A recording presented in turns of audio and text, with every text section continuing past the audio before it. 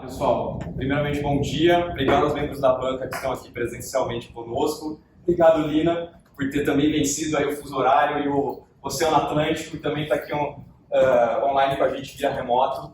E pessoal, para mim o mestrado foi uma jornada de autoconhecimento e a Tati, como a minha orientadora, foi um grande guia, então sou muito grato. Obrigado meus pais que estão aqui comigo presencialmente, minha esposa e os membros e os amigos e colegas que estão remotos também para dar um suporte ou depois fazer um bullying no final, né? Que também tenho certeza que eu vou virar um sticker, certeza. E pessoal, como os membros da banca já tiveram acesso, né, à minha pesquisa e todos os detalhes, eu tenho certeza que a gente vai ter um diálogo bem bacana depois, eu queria abrir contando um pouquinho das motivações desse estudo, porque ele não está presente na tese, né? E eu queria aproveitar esse momento um pouco mais, digamos, autoral, para falar algumas questões. Eu queria contar um pouquinho sobre a minha carreira. Eu tenho 12 anos de carreira, então, que foram desenvolvidos em diversos setores. Eu já trabalhei em empresas de N áreas, de biotecnologia, agronegócio, meios de consumo, até em banco, e também em diferentes maturidades de companhia, desde startups, né, empresas nascentes, até companhias de capital aberto na bolsa. E uma coisa para mim fica muito claro, que essas empresas têm alguns padrões, né? É fácil observar os padrões desses laboratórios. Tem padrões de sucesso, de executivos e profissionais que transcendem seus escopos e continuam galgando mais carga e mais responsabilidade, e tem um padrão muito específico referente ao meu foco de estudo, que é liderança. E liderança é um fenômeno extremamente raro. Eu costumo dizer que é como se fosse uma aurora boreal. Quando você vê é indiscutível, mas é muito difícil de explicar, né? E ter uma força da natureza. E é muito interessante, isso é um dos grandes motivadores desse projeto de pesquisa, que é o seguinte: isso aqui não é um chapéu, isso aqui não é uma cobra que comeu um elefante, isso aqui é uma distribuição normal. Então, é muito raro encontrar um líder excelente no mercado de trabalho. A maioria cai na zona da mediocridade, na zona da insuficiência. Então, de pesquisa, que estímulo que eu posso dar para suportar deslocar essa curva para cá? Para a gente ter cada vez mais líderes excelentes e cada vez menos líderes medíocres e insuficientes. Porque eu percebo na minha carreira que o impacto positivo desses caras é brutal, e o negativo também.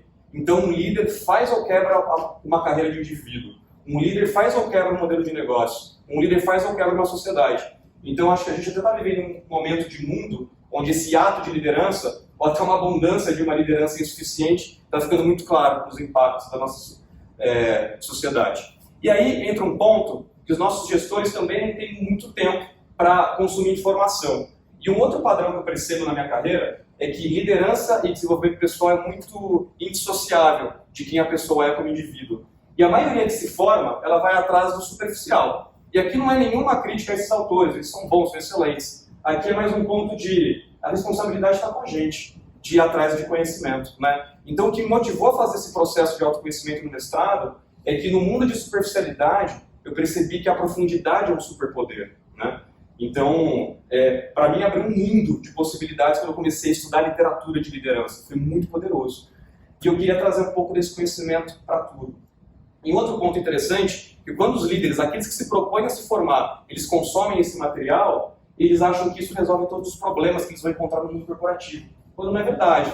Num cenário como esse, que eu abro inclusive a minha tese de pesquisa, que é uma das grandes aventuras já registradas nessa terra, que é a expedição de Shackleton, que eles se propuseram a atravessar o Polo Sul a pé, e deu tudo errado, ficaram 1 ano e meio à deriva, todos os homens sobreviveram. Esse cenário, eu acho que não tem espaço para propósito e nem para vulnerabilidade. Então, o meu ponto é que liderança tem contexto, ele é um fenômeno contextual. Então, a maioria dos líderes do nosso mundo corporativo, que se formam através do mainstream, eles acham que eles são martelo. E essa estratégia funciona, enquanto você encontra prego. Se você encontrar um parafuso, não ajuda, não vai ser eficiente. Então, é um fenômeno que depende do contexto. E para colocar ainda mais uma pimentinha aqui, esse cara eu gosto muito, ele é o mentor do Tony Robbins, então quando ele fala alguma coisa, eu paro para ouvir, porque quer dizer que tem valor. E ele fala que ignorância não é uma bênção, diferente do conhecimento comum. Ignorância é pobreza, nada mais. E ele ainda completa que a gente está num momento de mundo que a gente tende a convergir o como nós verdadeiramente respondemos como indivíduo e o politicamente correto. E nem sempre esse comportamento converge. Então ele chama isso de regras da casa, que é melhor a gente saber que existe, mesmo não concordando e mesmo às vezes até não entendendo. E só para finalizar essa frente de motivações e do meu background, queria trazer uma curiosidade que eu sou biólogo de formação. Ali, ó, sou eu na minha cuba com a minha pipeta, e até para provar, eu dou um zoom e eu mostro que o tempo foi muito generoso comigo. E nós, biólogos, a gente encara o mundo de uma maneira muito peculiar, que a gente encara essa bagagem evolutiva e toda a ancestralidade do ser humano. Tá? E esse aqui eu vou passar rapidamente e já vou entrar no meu projeto de pesquisa. Beleza? Então vamos lá. Gente, qual foi o prisma teórico que nós escolhemos para fazer esse recorte aqui do projeto? A gente utilizou o prisma da liderança evolutiva, que é uma narrativa da ciência que traz que a liderança e a hierarquia são fenômenos indissociáveis, então elas surgiram como resposta evolutiva para endereçar dois grandes desafios de espécies sociais, que foi a coordenação e o desafio de dilemas de ação coletiva. E para isso, a hierarquia e a liderança surgiram, e para ascender no status desses grupos, os seres eles desenvolveram duas estratégias. A estratégia via dominância, que é caricato de um primata, onde existe a estratégia é infligir custo, a estratégia é controle assimétrico de recursos escassos e assim por diante, bem correlacionado com liderança diretiva, autocrática, transacional. E a outra estratégia é via o prestígio, bem caricato de espécies como os elefantes, onde o membro mais velho sabe onde tem, por exemplo, uma jazida hídrica e os membros mais novos o seguem. Então ele ganha status através de prestígio por aporte de conhecimento naquele grupo. E o outro prisma, que eu já comentei do martelo, é a liderança contingencial. Aqui eu só queria trazer esses caras maravilhosos que vieram muito antes de mim, muito mais inteligentes e nos quais eu subo nos ombros aqui da ciência. Tá joia?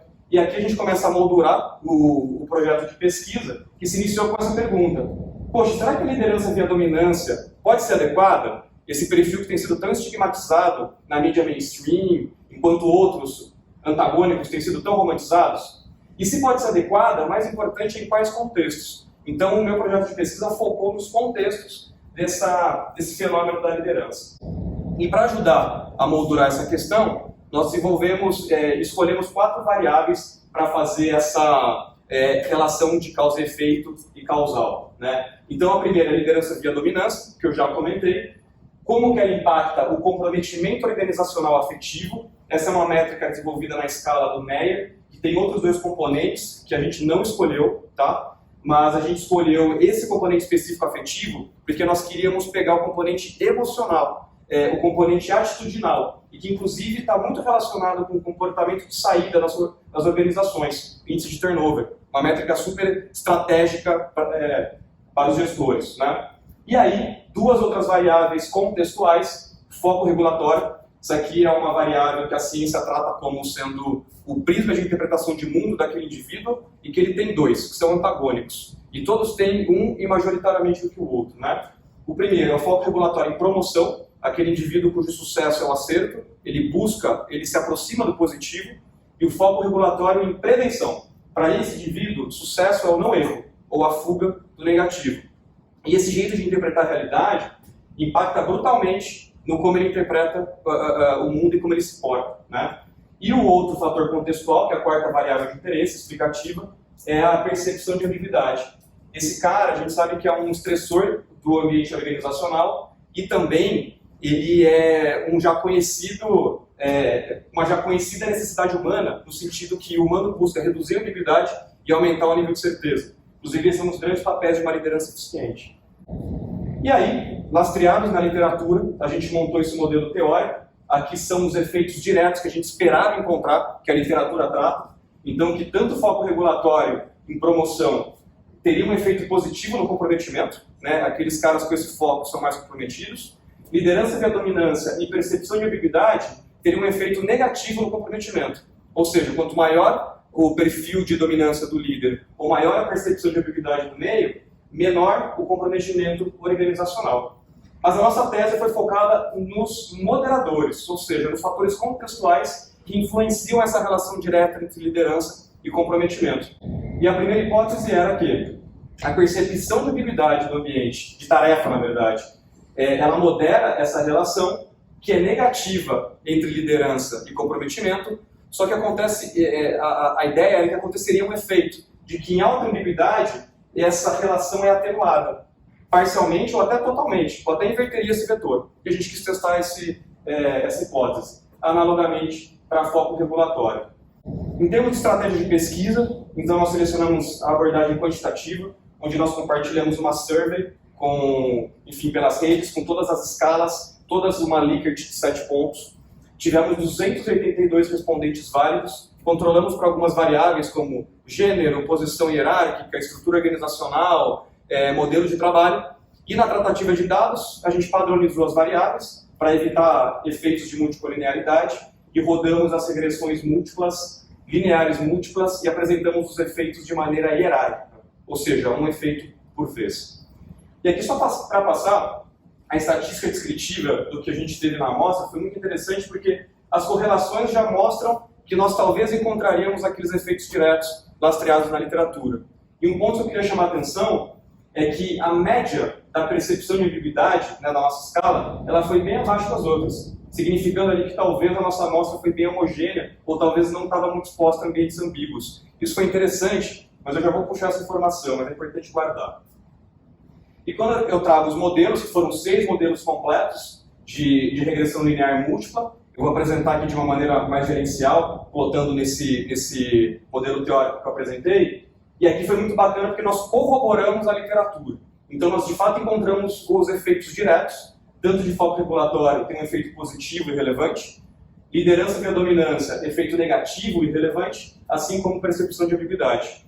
Mas quando a gente testou as nossas hipóteses, o que aconteceu? Nós encontramos os vetores, mas sem suporte estatístico. Então aqui a gente teve que não aceitar as duas hipóteses de moderação e que elas atenuariam. Mas esse não é o fim, vai valer a pena, fiquem mais um pouquinho. E esse resultado, na verdade, fez a gente fazer as seguintes perguntas, né? Poxa, primeiro, os vetores eles foram ao encontro da expectativa, apesar de não ter lastro estatístico, mas aquela média da baixa ambiguidade talvez fosse uma questão para a gente investigar um pouquinho mais. E também teve uma questão que a gente, lá na minha banca de qualificação, discutiu, que a liderança via dominância e o comprometimento organizacional talvez fossem variáveis muito distais. Ou seja, tem muita coisa que acontece aqui no meio para, de fato, ter uma relação de causa e efeito. Então a gente quis testar também outra variável aqui no meio do projeto. Tá? A primeira foi uma análise dicotomizada, e eu vou explicar o que é. Dado que a gente tinha aquela média baixa de ambiguidade, eu falei assim, poxa, será que se eu considerar aqueles valores dos respondentes mais elevados daquela amostra como presença da característica, e presença da característica eu considerei acima do corte do terceiro quartil, e aqueles abaixo como ausência daquela característica de ambiguidade, analogamente para as outras variáveis também, eu consigo encontrar esse efeito? E o ponto é que quando a gente rodou a regressão dicotomizada, nós encontramos um efeito moderador, então que de fato atenuaria essa relação, e aí sim com relevância significativa, que foi bem interessante. E dá para perceber esse efeito no gráfico aqui da direita, onde o eixo Y é o comprometimento organizacional e o eixo X é a percepção de ambiguidade, partido de binário, né? Baixa e alta. Quando a gente está no cenário de baixa ambiguidade, a linha cheia, que é a ausência de liderança via dominância, esse indivíduo apresenta maior comprometimento do que a presença. Mas quando a gente passa por um ambiente mais ambíguo, essa relação inverte, marginalmente mais inverte, mostrando que de fato tinha um efeito atenuante. De novo, aqui foi só um recorte para a gente explorar em estudos futuros. Não tem a ver especificamente com o core da tese, foi só a nossa curiosidade guiando ali algumas evidências. E a outra análise que nós fizemos foi com uma variável mais próxima da relação causa e efeito, que foi a performance de tarefa, onde quando nós rodamos a regressão, a gente encontrou relações negativas entre liderança via dominância, ambiguidade com performance de tarefa, e encontramos um efeito moderador com suporte estatístico nessa relação, o que foi também interessante, quase netando o efeito negativo da liderança via dominância. E, gente, com isso, como a minha orientadora pediu para ficar em 15 minutos, eu vou ficar em 15 minutos, e aqui eu vou fechar trazendo contribuições em futuros. Então, eu não poderia reforçar mais o ponto que, no meu entendimento, se faz urgente esse mapeamento dos fatores contextuais que fazem com que uma liderança seja eficiente e eficaz num contexto e não seja eficiente e eficaz em outro contexto. E também quer lembrar os gestores que liderança talvez seja a principal ferramenta estratégica para eles, porque está totalmente no controle, só que ela depende de ajuste. Ela tem regras da casa, ela tem ancestralidade, é um fenômeno complexo, mas entender isso tem super valor. E a literatura precisa de pesquisadores que, de maneira criativa e até contra-intuitiva, deem uma chacoalhada nesse sistema. E aí, finalizando, essa é a foto dos 27 homens da expedição, todos resgatados, e ali, que também fecha minha tese com aquele trecho, que, poxa, para uma liderança científica, me tragam um Scott, que era um membro ali da tripulação. Para eu navegar com eficiência, me tragam um Amundsen. Mas agora, quando o bicho pega, eu estou sem esperança e não tem saída, é melhor todo mundo rezar, ficar nos joelhos para que o Shackleton apareça. Um líder diretivo, autocrático e completamente transacional.